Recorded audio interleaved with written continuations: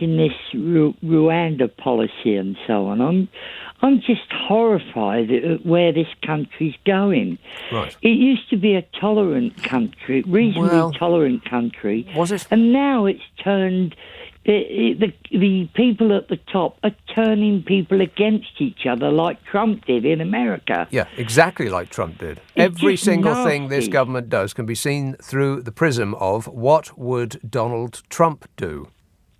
You hear these people go on about, oh, well, there are too many immigrants over here and we ain't got enough houses. Mm-hmm. They don't seem to understand that in 2008, the bankers crashed the economy, and that's how we got into a crisis, when the government had to bail them out.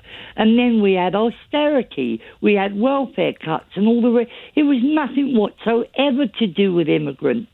Well, the benefit of it's just like Trump. I love the poorly educated. The benefit of a poor education is that you will believe any old guff that fits in with your prejudices, and being able to point to an identifiable minority of people and saying that your life isn't as you want it to be because of those people works with just enough of the population to keep the party in power.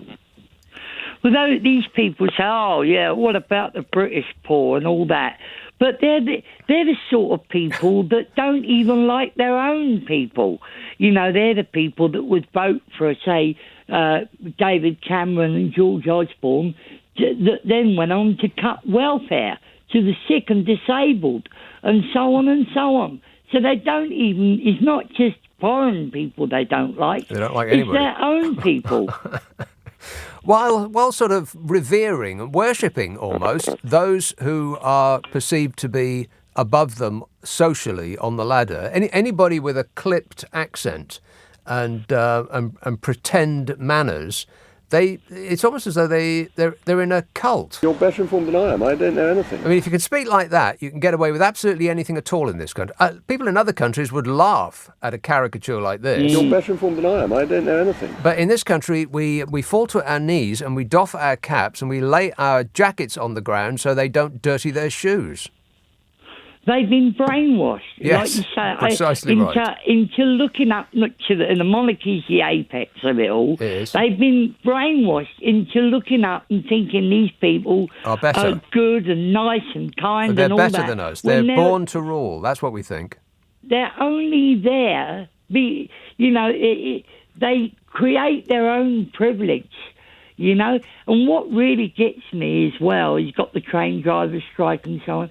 Here we are, we've got people with the cost of living crisis all moaning, and rightly so, and then they criticise a union that's trying to better the lives of their own members. Yeah. Why don't they go out and join a trade union? They shouldn't be criticising the unions for acting on the interests in the interests of their members. They should be joining a union so that it can act on their interests. That's right. They don't seem to join up the dots. They don't seem to realise if the RMT said, acted like Oliver Twist, and said, please, sir, can I have some more? Yeah. And he stood over them and laughed at them, and then they walked away. That's not going to improve the lives of the people that are criticising the RMT. And when they say, well, you're not worth as much as a nurse, look what a nurse gets paid. That's not an argument for reducing or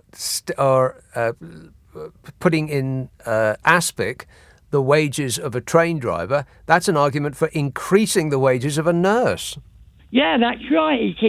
The only way these people on 0 hours contracts and all the rest of it that are going through a very hard time, I understand why they're angry, but they've got to stop turning on the immigrants, stop turning on their fellow workers, and say, what can we do about it? We can join the trade union, because the reason I'm poor is perhaps my boss is greedy. Yeah, You bingo. know? I think, well, yes, but I'll come back to this. I love the poorly educated. Like Trump in America, the people who are running this country and who are dividing us, and it's so easy. I mean, it's not like they're making an effort. They're not even breaking a sweat.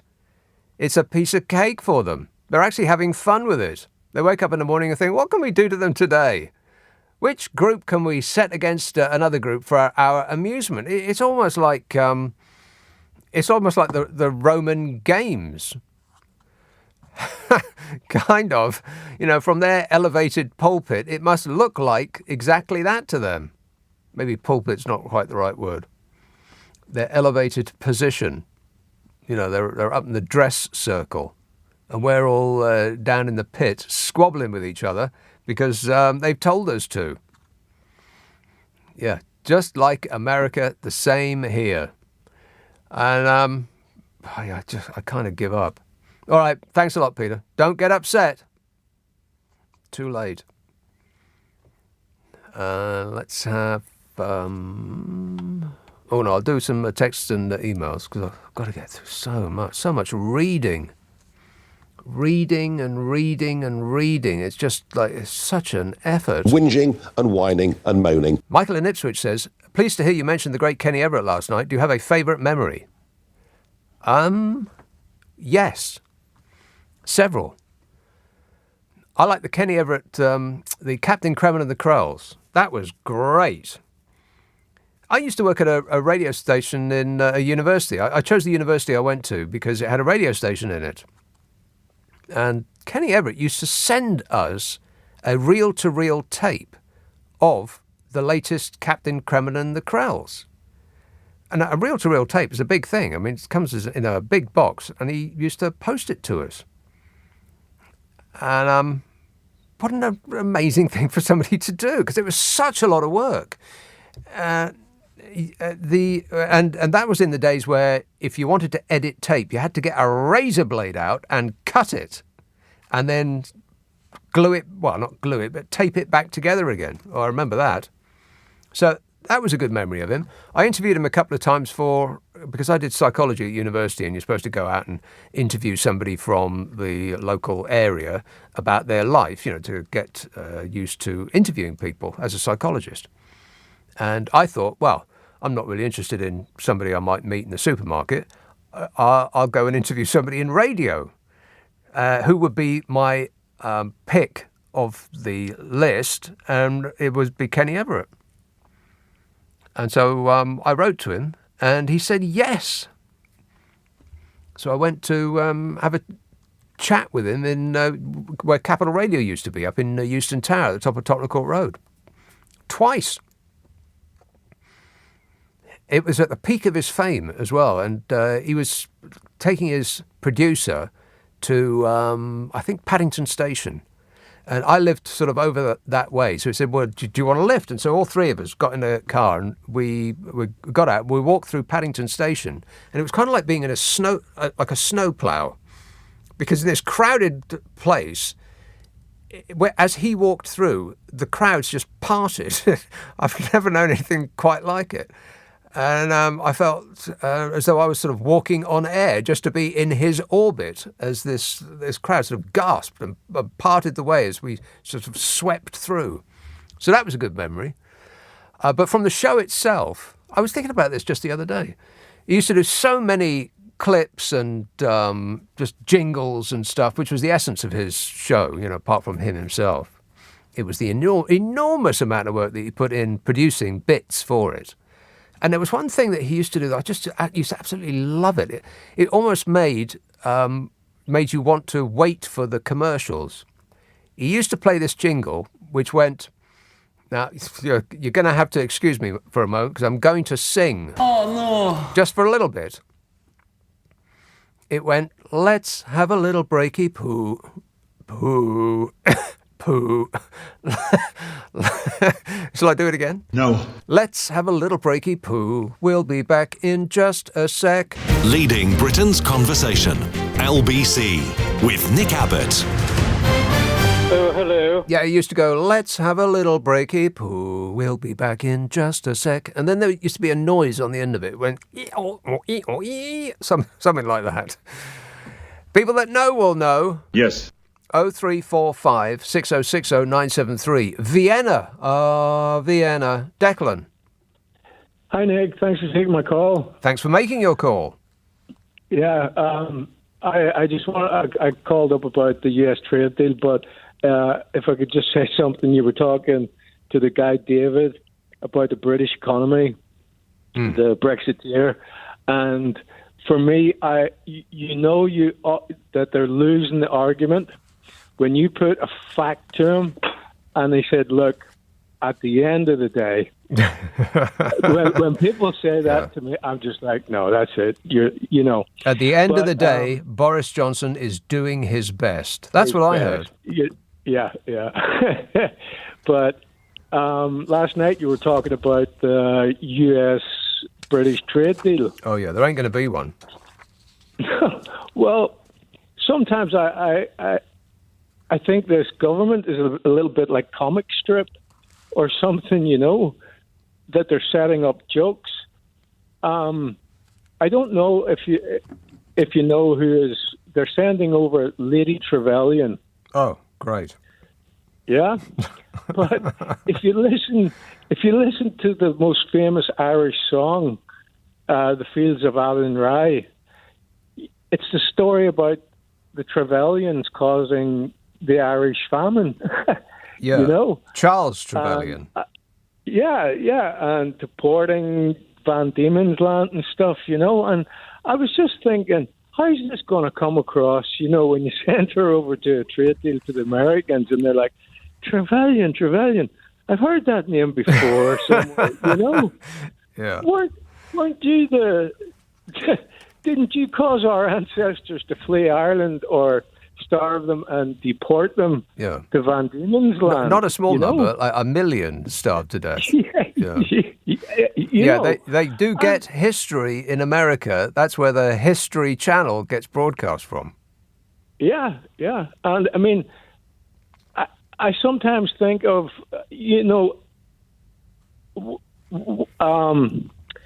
does Boris actually know Ireland or anything? He knows Churchill and everything. See, I think that when people say that he does these things because he's stupid, I think they're off by a large amount. I don't think he does these things because he's stupid. I think it's much worse than that. He does these things because he is, well, I don't know, evil. Is that too strong? A nasty piece of work. Yeah. That's about it. It's gaslighting. It's not an accident. He doesn't pick a fight with the European Union because he's trying to get the best for this country. He's picking a fight with the European Union because he knows that his fans will love it, and that's about the end of it. He does it because it will benefit him in the short term, which is the end of his interest, his benefit in the short term. Yeah. But so you actually think he's picked Lady Trevelyan on purpose? I would expect the worst in any given situation. So it seems a bit strange. I mean, this is what you're talking about. I've got this up from some news site. The new British Minister for International Development, Anne-Marie Trevelyan, is handling the British response and is, as you say, going to America, if that is in fact the case. Anne-Marie Trevelyan's ex-husband is a relative of Charles Trevelyan, who allowed 1 million Irish to starve to death in the Great Hunger. Become one of the most despised and hated Englishmen of all time in Ireland, right up there with Oliver Cromwell. Yeah. And just the first 4 lines of the Fields of Athen Rye are, by a lonely prison wall, I heard a young girl calling, Michael, they are taking you away, for you stole Trevelyan's corn, so our child could see the morn. Now a prison ship lies waiting in the bay. Right. Well, she's lucky not to get sent to Rwanda.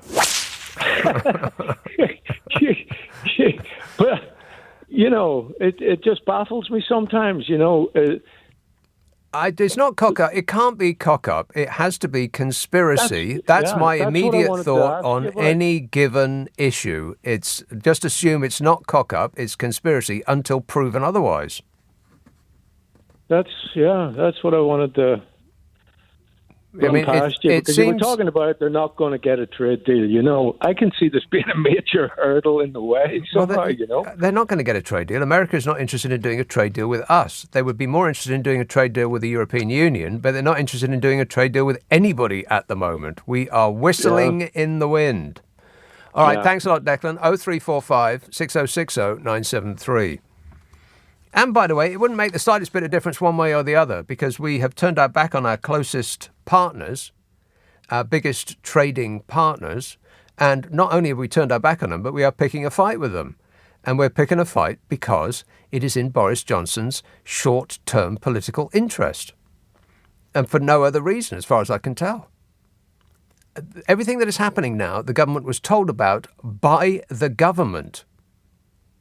The government knew all of this would happen when they went for the kind of Brexit they went for, because they were told by their own people that precisely this would happen, that it would be very, very bad for our economy, and any other trade deals that they might be able to get wouldn't compensate in any way for the hit that we would take from leaving the European Union. They knew that. They knew all of this beforehand. And pretending that, this Northern Ireland thing, that came as a surprise, and we signed this deal with the European Union, and then they acted according to what we signed. And they're surprised by that, as though they've never signed a contract before. It's just absolutely incredible. But don't take it on surface reading. They're not surprised. They're not shocked. They're not appalled. They're picking a fight because it's in Boris Johnson's short-term political interest. Tell me, tell me otherwise. What other explanation can you find when you just append that thought to everything that the government does? It all becomes clear. What is in Boris Johnson's short-term political interest? And if it seems that the road that the government are going down is an odd one, just sort of pull back a bit and think, is that it? And it almost always is. This entire country has been repurposed for the benefit of one person. Like I said before, it's exactly like America. Just think, what would Donald Trump do? Marion in Bromley says, it's Boris's birthday tomorrow. Is it? Is it really? Boris's birthday tomorrow. Huh. I wonder if he'll have a party, says Marion. No, he'll probably have one of his famous business meetings. I just feel so desperate for the state of this country, says Marion. What has happened? Well, this has happened. Yeah. Wait a minute. Yeah, he happened. A couple of years ago, I sort of recognised this country, and things seemed more or less, more or less on an even keel. I didn't agree with necessarily the direction in which we were going, but things seemed, fairly predictable and fairly understandable. Hey, Dave. I think this is nonsense. Yeah, this is.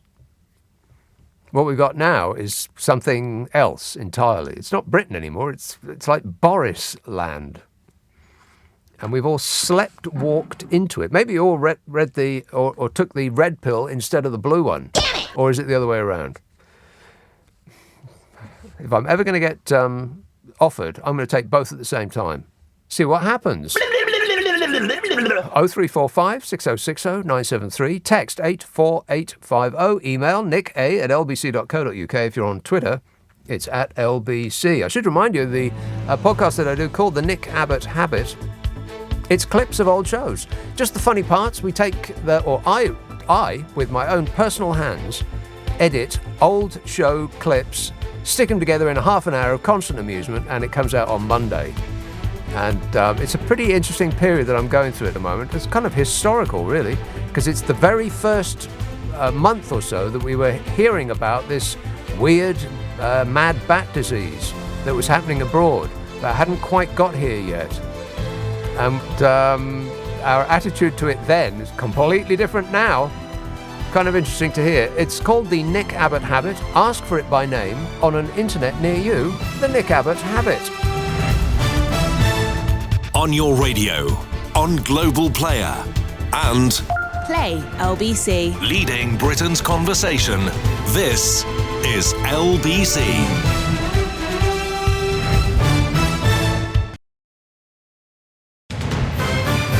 This is LBC from Global, leading Britain's conversation with Nick Abbot. Hello, boys.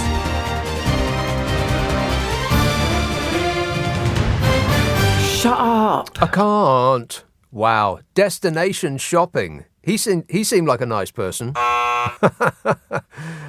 Oh, God. And all that stuff about, oh, you're in a safe country, so you should stay there. Why? Why should France have to pick up all of the people that go through France? I mean, they pick up more than we do. They do more than their fair share compared to us. Why should we do nothing? Destination shopping. I missed the name of that bloke. Who the hell was that? Never mind, don't tell me, I don't want to know. Dean in Norfolk says, just heard you about mentioning your car. Yes, you are correct. Mr. Allen always bangs on about your car, as in Steve. Always bangs on about your car and how it is not environmentally friendly. Rude, says Dean. My car isn't environmentally friendly. Steve Allen's car is as big as an oligarch's yacht. I bet he runs through a full tank of petrol just getting to the end of his drive. Andrew in Herne Hill says, the mixed veg you had was called Russian salad and it was vile. We used to put it into paper bags because we'd have to clean our plates. Good thinking, Andrew. Yeah, why was it so bad? It just made me, and I'm feeling a bit vomitous just thinking about it now, but I just couldn't stand it at school. I could eat anything else, but that mixed veg that they used to give you in school dinners, there was just something about it. Could not eat it. I didn't even want it on my plate. Strange. I mean, it was just cubes of, I could recognise the bits that were carrots because they were orange. I mean, I assumed that they were carrots. As for the rest of it, no idea. John in Lancashire says, I was a hand model once. This is in relation to me going on about my hands and how they look like parchment now because I've put too much of that, antiviral squirt on them. Look at them. I look like I'm about 1,000 years old. Anyway, you know me, I never complain. Whinging and whining and moaning. John in Lancashire says, John in Lancashire texts, I was a hand model once, crewing on the original Alien, 1979. I drew the short straw and held a breakaway replica of Yaphet Kotto's head as the alien hands, worn by me, bashed his head open, spewing out real cow's brains from the Shepperton abattoir. No CGI in those days, mate. Wow. Now, Yaphet Kotto's death in... spoiler alert. Warning, warning. Yaphet Kotto dies in Alien. And, wow. Huh. So you're saying that there wasn't a real alien? Well, now you've spoilt it for us. It was just a fake? 0345 6060 973. Farnborough, Zahid. Hi, Nick. How you going? Yeah, I'm good, thank you. It's my first time calling, and I'm really a big fan of you and James O'Brien. Oh, thanks. And you guys are the only two I listen to be honest. Well, you should spread your love about a bit, Zahid. Yeah, it's because I can't, all the other law seem to be just hanging towards either left or right completely. Well, I'm not sure that's true, but anyway. Yeah, in particular, Rachel Johnson, that everyone who seems to be saying anything about Boris Johnson, she seems to be just shutting them down. Well, which I think she should be impartial. How can you be impartial about your own brother? But anyway... Yeah, you should be, because she's a journalist. No, you can't be impartial about everything, which is why we have some people who are on the air who are sort of left of centre, and some people on the air who are right of centre, and some people are right down the middle. It's balanced. But anyway, Zahid, that's not what you called about. No, I called about Afghanistan, and that has been forgotten about, and it's been not talked about enough recently. I understand the situation in Ukraine is worse, but I think Afghanistan needs to be spoken about a little bit more, because it was just abandoned, it was just left out, and nobody really seemed to be interested anymore. And also the fact that it took them 20 years for the 48 NATO countries to go there and spend millions and billions of money of each country's taxpayers' money, in particular this country. And now it seems that they've given the country back to the same guys they kicked out in 2001. So it just doesn't make sense to me, and I just think it's really important. It makes as much sense as anything else that's happening. I agree, but you sort of get misery fatigue. Really, I mean, if we were to concentrate on all of the terrible things that are happening in the world, I mean, talk about the Horn of Africa. You've got millions of people that are starving to death. I mean, it's going to be one of the biggest catastrophes in humankind. And do you ever hear that in the news? Yes, I understand that, Nick. But in particular, what I'm trying to say is that. So what happened? Basically, the 21 years just went down the drain. Yeah, so exactly. Nothing happened. Right. Basically. Yeah. So like the whole everything went. So if it was about this, that the country is going to be handed over back to the same terrorists that they thought that they kicked out, and now, so what was the whole point of this 20 years? You tell me. I've got no idea. I mean, it's another excellent excursion into the Middle East by the West. We've screwed up again. I agree, Zahid. Thanks for that. 0345 6060 973. Robin Dorset says, how can you be a hand model by the look of your picture on the LBC app? It looks like you have no hands. And if you have, you must be ashamed of them. Well, I've got no idea what my picture looks like on the LBC app. But, okay. Paul in Elstree says, I have been a hand model for 35 years. I wore the oven gloves in the Paxo advert on telly and almost got the Yellow Pages let your fingers do the walking advert. Oh, I remember that. Huh. Just pipped at the post, were you, Paul? You've got to be so careful, I guess, if you're a hand model. You have to go around wearing gloves like the Queen. You can't get them wet. You can't really use soap. You've got to moisturise them all the time. You can't do the dishes. God, what a great excuse. You can't do anything. Everywhere you go, it's like, oh, no, sorry, dear, I can't change the tyre. My hands. Good excuse there, Paul. 0345 6060 973. Woolwich, Richard.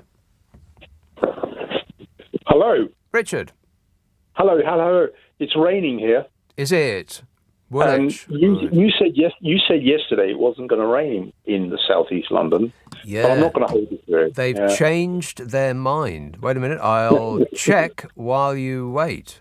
Okay. Yeah, raining tonight. They said that it wasn't going to do that. Raining tonight and raining tomorrow and, wow. Well, now I'm glad I checked. Look at that. Because they've changed their mind about what's going to happen next week as well. Because when I checked this morning, next week's forecast was kind of disappointing. It was sort of 64, 65, something like that. Now, 81. I know. I'm not disappointed, but Sunny I do rely on you. I rely on you every week. I rely on me. Yeah, they changed their mind like the direction of the wind, literally. Yeah. 81 degrees on Wednesday, 80 on Thursday. That's more like it. That sounds like summer to me. I'm sorry, but I don't believe it now. No, I'll believe it when I see it. Yeah. Raining in Woolwich is not a good thing. But Nick, what I really wanted to say was just to compliment you, because I didn't get a chance to listen to you on Sunday, and I do like your Sunday shows because they're Different. They're just different. And so I listened to it on Monday on Global Player, of course. Oh, yeah. And I just found it the most funniest episode because I don't know if you remember. What, Sunday? There was, on Sunday. Sunday's not supposed to be a funny show. Not supposed to be a funny show. But there was that guy who was a bouncer at a motel where asylum seekers staying. Right.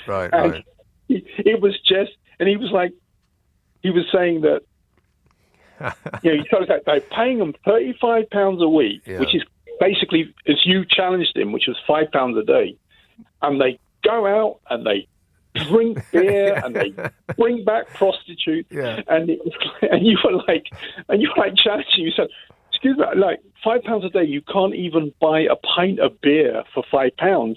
Where you rightly challenged him. Where can they go out and get completely plastered and bring back prostitutes the whole night?" Yeah, it was just very, very good value for money down where he lives. Yeah, in Bromley, of course. Yeah, you get a free prostitute with every half pint of lager. That's what I heard.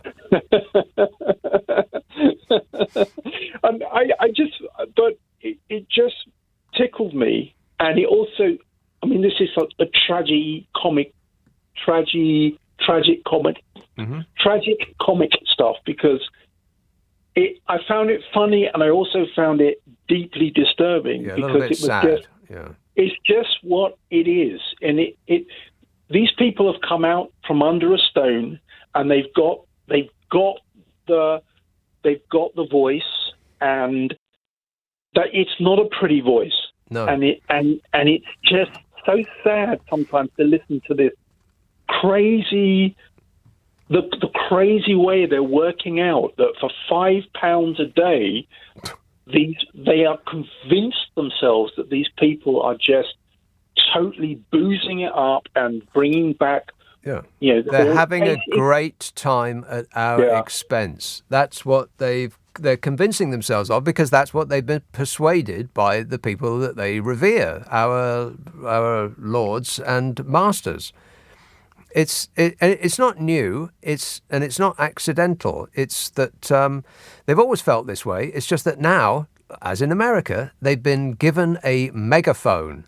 They've been given permission to express these opinions out loud because the people who are leading this country are expressing those opinions. And so they're magnifying those thoughts and they're just running away with them. I don't believe that guy that you're talking about was a bouncer in one of those hotels, not for a second. But he was making up this story that he was believing that that's what these people are doing. They're coming over here. They're taking out prostitutes. All right. Thanks a lot, Richard. I got to go. 0345 6060 973. You can text 84850. Email nick@lbc.co.uk. And if you're on Twitter, it's @LBC. Friday, Saturday and Sunday night at 10. Nick Abbott, LBC. Leading Britain's conversation. LBC with Nick Abbott. Are you trying to be funny? Because I'm all out of laughs. No, there's nothing funny about it. Paul in Elstree, nope, that's the Paxo advert chap. Laura in Sussex says, as soon as the Ukraine join up with the EU, Zelensky will dump Boris. Yeah, well, when he knows him better, he might dump him. It's curious, isn't it, that Boris Johnson skipped going to the north, to Doncaster, because I would imagine that he was concerned about the reception that he would get there from the good people of the north, who he persuaded to vote against our membership of the European Union. He persuaded those people in the north, and the rest of the country, I know, but the reason that he got a stonking majority with a minority of the votes is because he, Boris Johnson, persuaded people that we should leave the European Union for reasons of influence, sovereignty, wealth and freedom. And just now he fled, meeting those very people that he persuaded to vote against our membership of the European Union. He fled to a country that is desperate to get into the European Union for the interests of influence, sovereignty, wealth and freedom. Irony. Blackburn. Paul. Hello, Nick. Paul. Right, I would like to present to you an idea for cutting the cost of living crisis. Right then. And maybe avoiding an inflationary spiral. Okay. The Secretary to the Treasury Radio. goes on about. What we need to do is make the billion-pound companies reduce their profits, take a hit on profits. I could give you an example. Mm-hmm. In France, the utility companies, gas, electricity, have only increased their prices by 5%. Well, I know somebody who lives in France who has had their fuel bill cut, not increased even by 5%. It's gone down. Yeah. So if all the billion-pound companies take a hit on their profits, reduce the profit, then products in the shops will become cheaper. Yes. And we won't have such a cost of living crisis. And the possibility of that happening? Virtually nil under this government. Nil. But yes. If I had my way, I'd put sanction taxes against them. In other words, I'd sanction them. I'd say either you reduce your profits or we'll take it out of you in tax. Simple as that. Yeah, well, that's what they're doing in some countries in Europe. That's precisely what they're doing. Like, just take rail prices. Well, of course it is. Just take rail prices, for instance. I mean, this country seems to be run for the benefit, as in America, it seems to be run for the benefit of the rich and the super rich. And to hell with everybody else. Everybody else deserves nothing because they did not take the precaution to be born to rich parents. They had the choice, but they chose not to be born to rich parents. So it's their fault, seems to be the attitude. And everybody that does have a lot of money, even when they were just gifted it by their deceased parents, then they deserve every penny they've got, and furthermore, deserve not to lose a single penny by paying something as onerous as taxation, for instance. Yeah, I totally agree with you. Can I just bring up one more point? Why is Ofgem talking about an £800 increase in average gas electricity bills when gas tonight is trading at £2.15 per therm? What is it normally? Well, I believe before COVID it was like 80 pence per therm. Right. So it's gone up. So it's already gone up 54%. Yeah. And they're talking about a further 50% increase. Well, it's the way that this country seems to be run. We used to get reports in the papers on a regular basis, and they would be headlined "Rip Off Britain." And they compare the price of things in this country to, like, America or what you could buy on the continent. You know, just the sort of thing that people buy, like the cost of, I don't know, a car tyre or a hairdryer or stuff like that. And it would always be much, much more expensive in this country for no good reason at all, other than we were being taken advantage of. Well, we're still being taken advantage of. We certainly are rip-off Britain. Yeah. No doubt about that. All right. Anyway, great show, Nick. Thanks a lot, Paul. 0345 6060 973. This rail thing, people are going to be talking about this a lot next week, of course. Just the price of travelling on the railway in this country. It has to be some of the most expensive public transport in the world. You know what they've just done in Germany? They just introduced a €9 ticket with which you can travel nationwide on an unlimited number of trips for a month. €9. Unlimited travel nationwide for €9 for a month. Where can you go for about £9 in this country?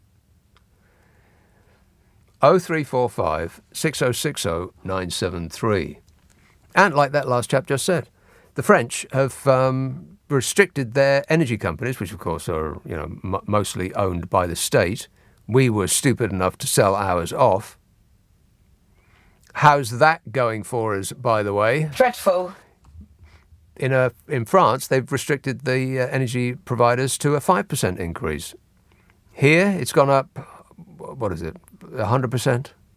Something of that order. 50%, then it's going to go up another 50% come the autumn. 5% in France. So, yeah, and when the government say, oh, well, this is, these are international forces and there's absolutely nothing we can do about it. Of course there is.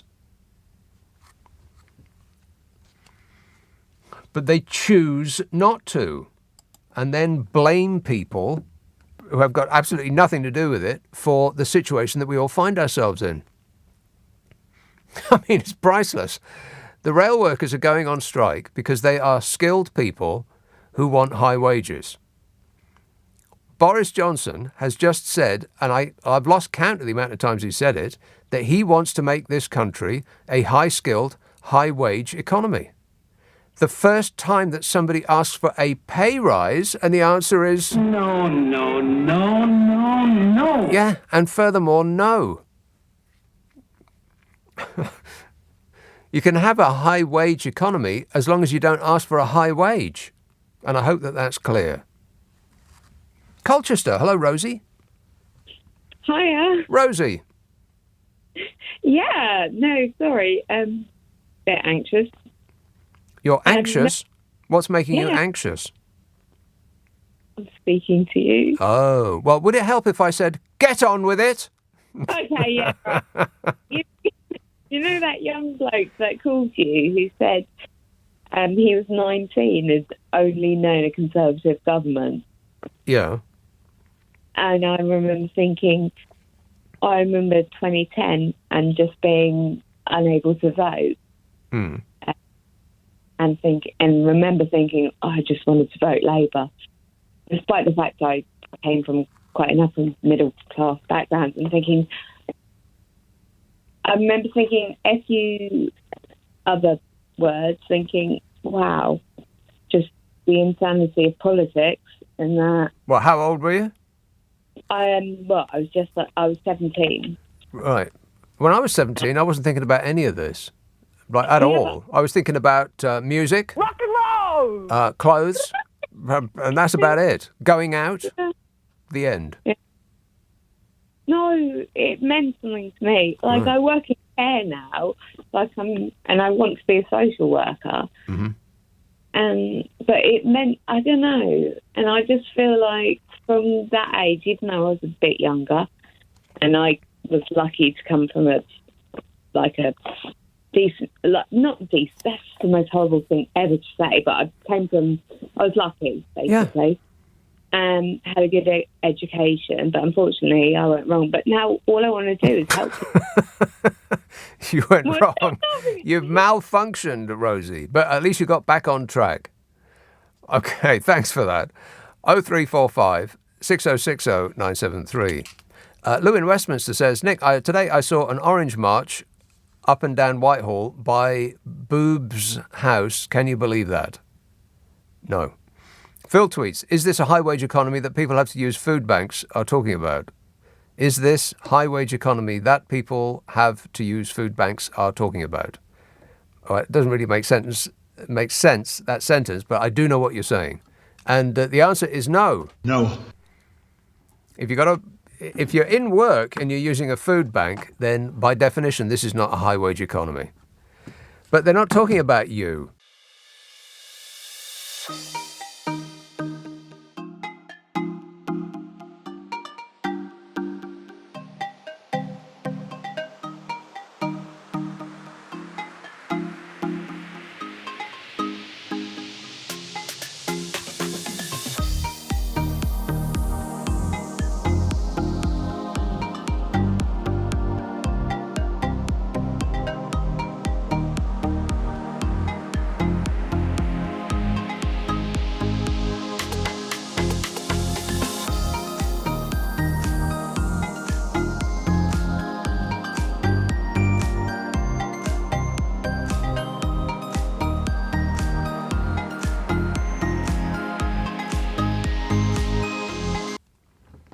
They want a high wage for themselves. I mean, the nerve of them, really. Our MPs, this government, they have more MPs than any other party, have just accepted a £2,000 pay rise. £2,200 pay rise, which is okay for them, but you shouldn't have it because that would make you an enemy of the people. This is the greatest economy in the world. Only by the excellent stewardship of the Conservative Party has this economy emerged so strongly out of the COVID pandemic. On the one hand. On the other hand, this economy is so perilously poised on the edge of catastrophe that nobody should ask for a pay rise. Both of those things seem to be happening simultaneously. Strange. Odd. It's almost like they're making this stuff up as they go along. Curious.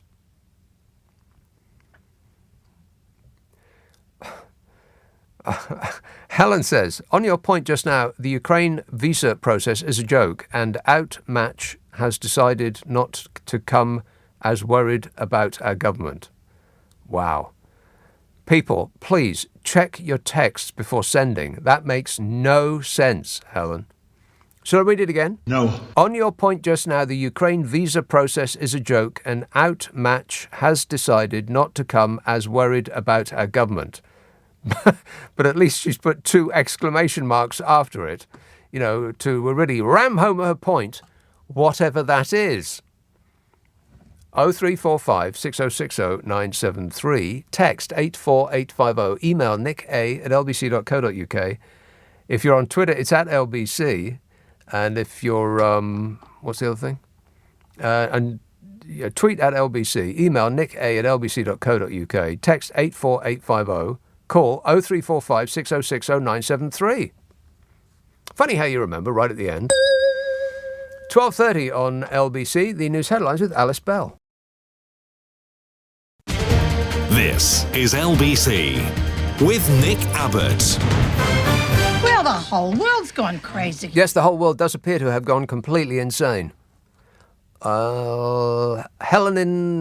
that. It didn't make any sense the first 2 times I read it. I'm not going to read it again. Always check your text before you send it. I mean, that's just good manners. Be polite. Gary in Skelmersdale says, Boris is in the process of delivering Brexit. No. According to him himself, he has delivered Brexit. Ain't you, Bodge? Yes. He's delivered it already. How's it working out for us, by the way? Oh, fabulous. He says, Boris is in the process of delivering Brexit. He has guided and navigated this country through COVID that any war strategist would be proud of. Again, check your text before you send them. That's not a complete sentence. Okay, first of all, he said that we'd got Brexit done. It's done already. That's what he said. The Tory manifesto for the 2019 general election actually said, in bold print, there will be no further negotiations on Brexit. That's what it said. Yeah, that's another truth. Liar! He has guided and navigated this country through COVID. I assume you are being sarcastic, Gary. Sarah tweets, don't ask for a wage increase. How dare they? Sitting there receiving £2,000 increases themselves. Then she's very rude about the current government and puts in brackets, you don't have to read that bit out. Well, I didn't because it was disgusting. Awful. You should be ashamed of yourself, Sarah, but you are completely correct in every respect. Yeah, they just got a £2,200 pay rise themselves, the MPs. But that's perfectly okay for them. No problem at all. It's just that you can't have any, because that would be disastrous for the economy. Give them a pay rise, and that's just good financial planning. That's fiscal prudence, that is. But you can't have any, because that would be a catastrophe. Just as long as that's clear. And people are going to go on and on and on about, enemies of the people, these rail workers grinding the country to a halt. Why can't they just be happy with what they've got? Nurses earn far less. And all of that is phony. Whenever that nurses thing comes up, it's a phony argument because it's not that train drivers should be ashamed that they earn more than nurses. is that the government should be ashamed that they pay nurses such a small amount. And what about the rail bosses? How much are they earning, by the way? Well, let's have a little look, shall we? Now, these figures are from the last year before the COVID thing hit and sort of upended all of, the rail business and all the rest, and the country at large. According to analysis by The Times, Arriva, remember this is from the 3rd of January 2020, so just before COVID hit. It says fat cat rail bosses have been handed inflation-busting salary hikes despite another year of rising fares and delays on the UK network. The heads of all main railway company ownership groups have been given huge pay rises, with most of them on 7-figure deals. What? 7 figures. Over $1 million. The chief of bus and rail giant Arriva received the biggest increase of all current rail bosses in spite of strong criticism for handling of the Northern Rail franchise. According to analysis by The Times, Manfred Rudhart, 54, was given an 18% pay rise from 1.1 million to 1.34 million. What? 18%. Ticket prices for rail commuters rose by as much as £100 despite trains failing to stay on schedule. In the year up to the end of September, 35% of trains arrived late. Wow.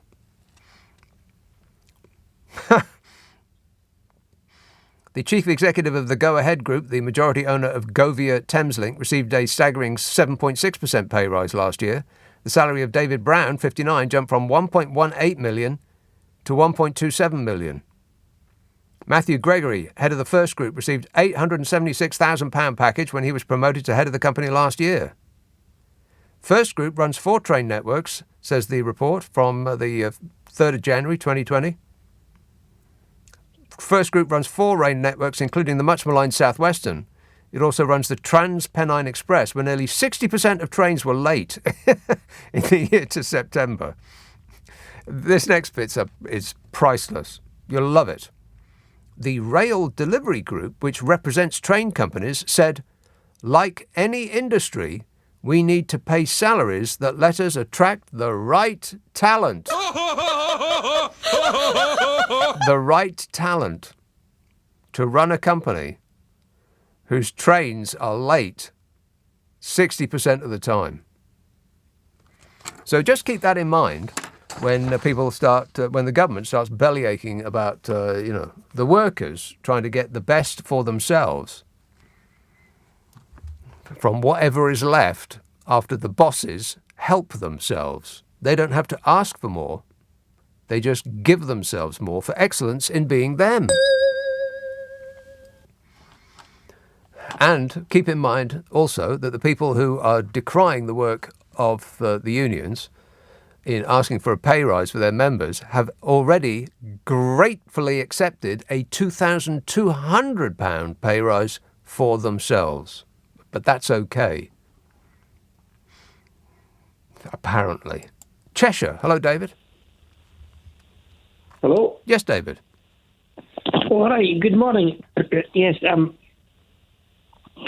I would like to speak about the Boris Johnson Ukraine TV image self-gain situation for Boris Johnson.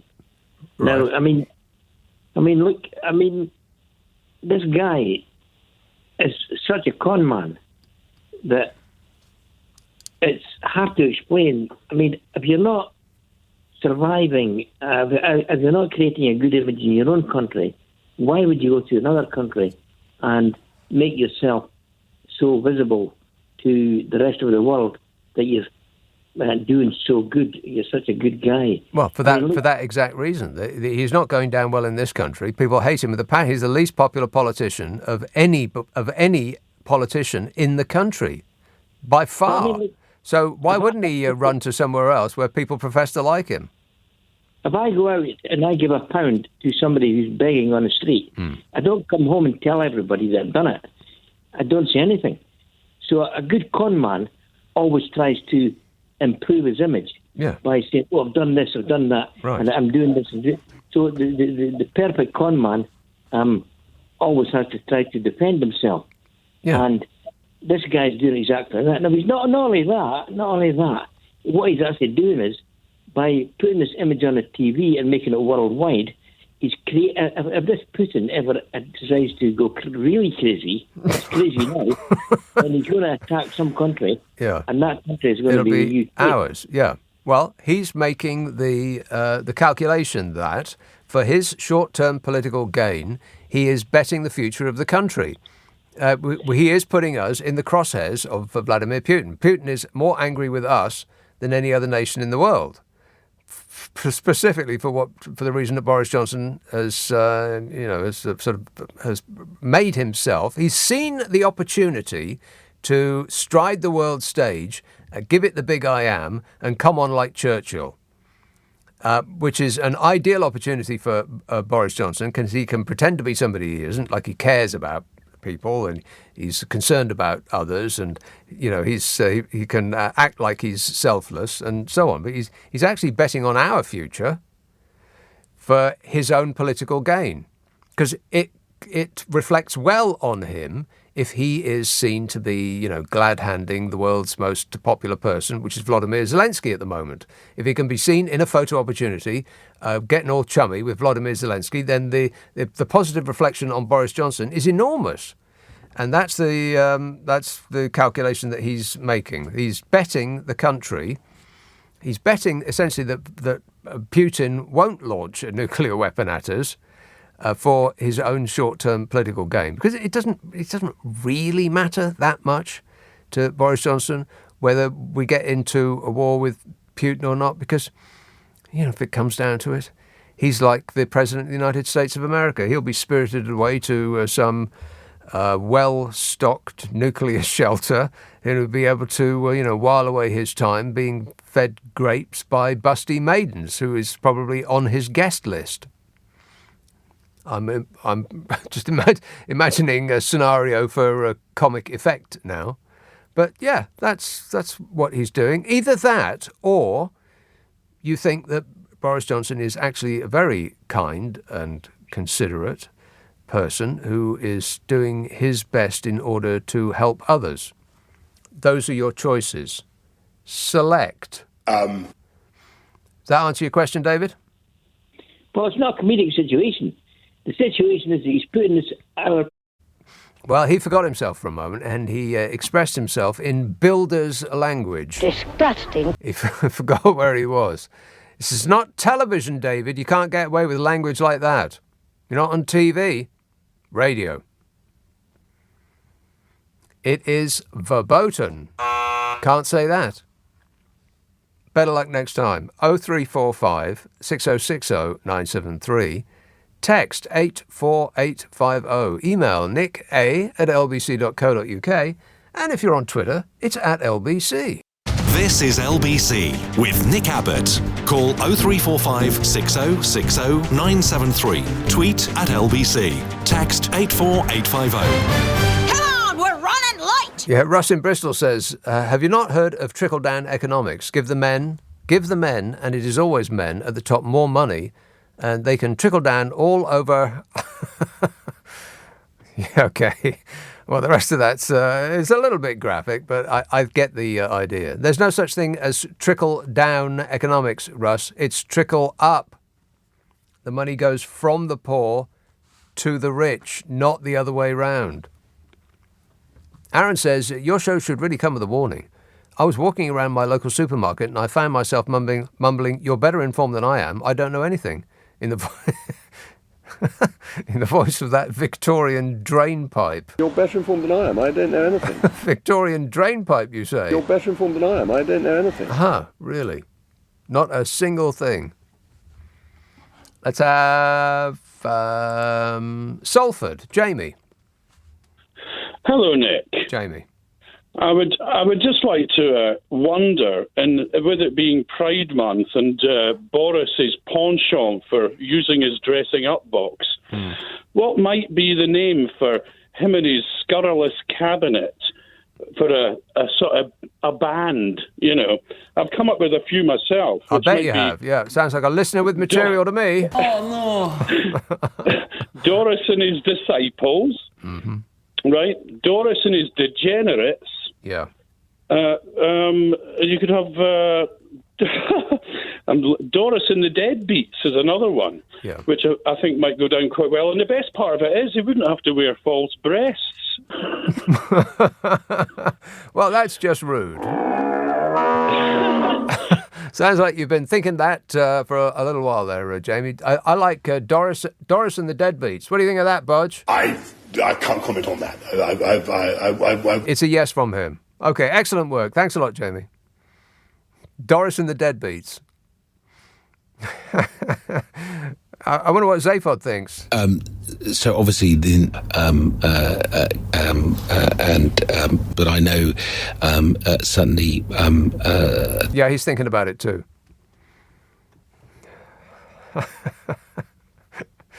Martin in Poplar says, last night you said that you and Steve Allen are never due to meet. Are you Dr. Jekyll and Steve Mr. Hyde? Well, we're never due to meet because we're never in the building at the same time. And I'm asleep when he's awake and vice versa. Plus, it's not necessary for us to meet for any reason. He does his thing and I do mine. Has he used those skates I bought him yet to commute in and out of work? No, I don't think he has. Rude. Mike texts, the Treasury is in Darlington because it's only 11 miles from Richmond, North Yorkshire, so if Fishy ever does go to his constituency, it's close. Yeah. I bet he still wouldn't be able to find it. Weybridge, Joyce. Hello, Nick. Joyce. Thanks for taking my call. I was listening earlier to you talking about Trevelyan. She's going over there to sort out an American trade deal. Yeah, there's not going to be any American trade deal. We're kidding ourselves. That's not what's happening. No, I agree with you. And Boris, when he spoke about the trade deal to Biden said, just remember, I'm Irish. He just used that word, I'm Irish. Yeah. Most of America is Irish. Well, not most. They have a big Irish contingent there. Yes. And when he's mucking up the Brexit over Northern Ireland and preparing to cause more problem and he's threatening to break the Good Friday Agreement, that's not going to go down well. So there won't be any trade deal with them. Well, there's not going to be any trade deal anyway. It's just not going to happen. No. America is not interested in doing any trade deals with a tiny little insignificant country off the coast of Europe. If they were going to do a trade deal, it would be with the EU. Yeah, of course it should be. That's the biggest thing that was given away on our doorstep. The world is also, biggest problem we've got here is global warming. Yeah. So why we decided to do trade deals halfway across the world when we've got one of the biggest trade economies on our doorstep? Doesn't make any sense. That seems to be... No, doesn't make any sense. We've actually left the EU at the worst possible time because the COVID thing has really rammed home to countries how perilous it is to rely on other countries for their feed, for doing engineering for them, for manufacture, for all of these things. And countries are sort of looking inwards, less so outwards. And America is very much like that. America is trying to get self-sufficient in food, in oil, in gas, and manufacturing and all of these things. It's the same with every major trading organization, and we have left one of the biggest, if not the biggest in the world, at the worst possible time, because if the EU, as seems entirely feasible, act like America and other self-interested countries and groups, then we have put ourselves on the outside. It's not like they're putting us on the outside. We've done it to ourselves. And the worst thing is that this Conservative administration knew beforehand. They know. They lied about it because they were told by their own people that this would happen, that it would be a catastrophe for our economy. They knew it before they went in, and they lied to us that the opposite was the case. That's how bad this is. And I also I agree with you when you say it's no accident that he's sending someone by that name there. Yeah. He's done it in order to show his utter contempt for America. He's contemptuous of his own people in this country. It's picking another fight in order to please his fans. This particular one seems a bit odd, but if you think of everything that he does through the prism of A, what would Donald Trump do, and B, how is he acting in order to maximise his short-term interests, personal interests, then it becomes a bit more clear. They're picking the fight with the EU over Northern Ireland. Shocking. It's perfect for him because his fans love it. They love the fact that he is picking fights with Europe because they have been persuaded that Europe is the reason that his fans' life hasn't worked out as they would wish it. You're being dragged down by external forces, whoever it might be. I mean, that group of brown people over there, or this group of damp, dingy people over here, or whatever it is. It's just for his short-term political gain. Fighting amongst Keep the poor people fighting amongst themselves, so we don't look up to see who's causing it all. Yes, yeah.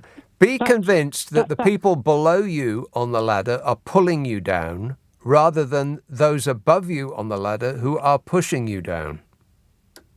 And I'm with the unions because I've remembered. I'm a student. I'm 71 years old now. But 71 years old? A great deal. Well, I'm not on the right page for the birthday thing. Doodle-doo-doo-doo.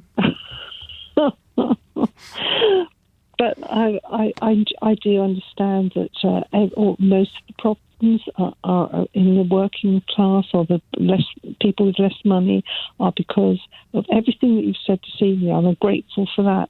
But they're causing people to look at each other on this level, on the level of the average working class person, and of course not just people that aren't working, people that are working and trying to do their best. And now they're saying he's giving us the reason that we're going to have to struggle because we mustn't ask for a pay rise. Yeah. Over the period of COVID, so it's our fault. Yeah, over the period of COVID, in the last couple of years, it's been one of the biggest transfers of wealth from the poor to the rich in the history of humankind. The 100%. millionaires Thank you for picking it up. Well, all right, thanks, Joyce. Millionaires and billionaires have made out like bandits, literally. Over the last few years, their wealth has increased stratospherically, while the rest of us have been screwed. But don't ask for any more, because the cupboard is bare. But we better not tax any rich people, because they might leave. We can tax the poor, that's fine. But we better not tax the rich people, because they'll up sticks and go. It's curious, isn't it? And just before the next general election, they're going to offer us a 1%, a 1 percentage point tax reduction, which will only benefit the rich. I mean, I don't have time to do the full maths, so you're just going to have to take my word for it. If the first 12 grand is tax-free, and the lower rate of tax is about 25%, I mean, just for ease of calculation, let's say 12 grand is tax-free, 25% is the lower rate of tax, and 45% is the higher rate.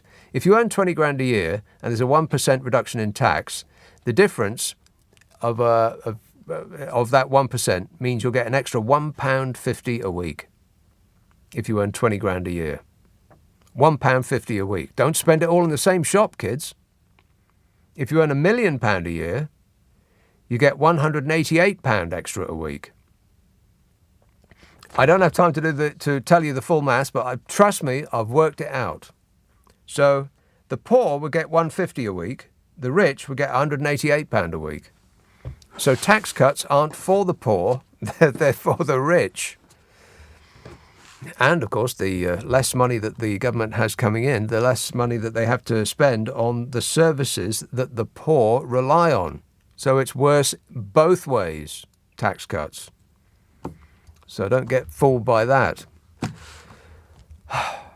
I'm going to be back tonight at 10 o'clock. Very sorry that I haven't got through the, 11 pages of closely typed texts and emails. But better luck next time, eh? I'll be back tonight at 10 with my Abnormal Normal show. Ian Payne is here from 4, but first is Clive Bull. Thanks very much, Nick. And coming up, Transport Secretary Grant Shapps says the rail strikes across the UK are going to punish millions of innocent people. Do you have any sympathy for the rail workers? Going to talk about that after the news. Also, with so much focus on the personalities of Johnson and Starmer and who would make the best PM, do we need a system where smaller parties get more of a look in? I want to hear from people supporting some of those other parties this morning. And the latest on Ukraine, we had EU leaders, then Boris Johnson turning up in Kyiv. How significant are these visits and what do they say about the state of the conflict? That and much more coming up. 0345 6060 973. On your radio, on Global Player, and Play LBC. leading Britain's conversation. This is LBC. From Global's newsroom at 1 o'clock, the Transport Secretary has accused the biggest rail workers' union of punishing millions of innocent people by sticking with next week's strikes.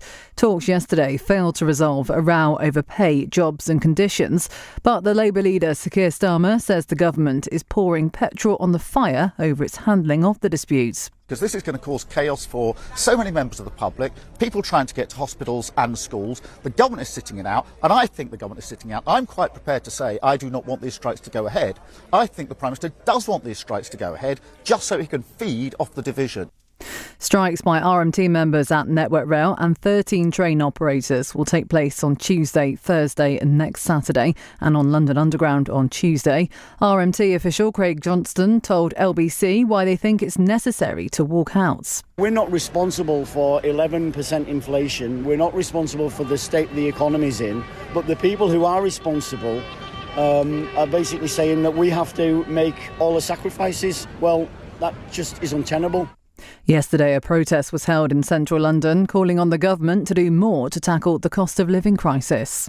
Scotland Yard says 2 people who were sent questionnaires by police investigating parties in Downing Street and Whitehall have not returned them. The force sent a total of 204 during their inquiry. Investigators say the failure to reply actually spurred them on instead of impeding them. Police say they're not sure what the motive was for a deadly shooting in Alabama. 3 people were shot dead at a church dinner. A 70-year-old man who was a licensed gun dealer has now been charged with murder. The Prime Minister has insisted it's essential to monitor asylum seekers in the UK who've crossed the English Channel. A 12-month pilot scheme will electronically tag some refugees. Boris Johnson says it's so they don't disappear into the country. But Claire Mosley from the campaign group Care for Calais thinks that's a bizarre claim. Why would they abscond? They won't be able to get asylum if they do. I think this is simply an attempt to criminalise refugees and show them as something that they're not. They're victims, and there's no reason to do this. And the Duke of Cambridge has released a photograph of him with his 3 children to mark Father's Day. Kensington Palace says the photo was taken on a family holiday in autumn 2021. LBC weather, some rain across central and southern areas tonight with thundery showers in the southeast, lows of 9 degrees. From Global's newsroom for LBC, I'm Alice Bell. This is LBC from Global, leading Britain's conversation. Britain's conversation. Britain's conversation. Britain's conversation. Britain's conversation. Britain's conversation. Britain's conversation. Britain's conversation. Britain's conversation. Britain's conversation. Britain's conversation. Britain's conversation. Britain's conversation. Britain's conversation. Britain's conversation.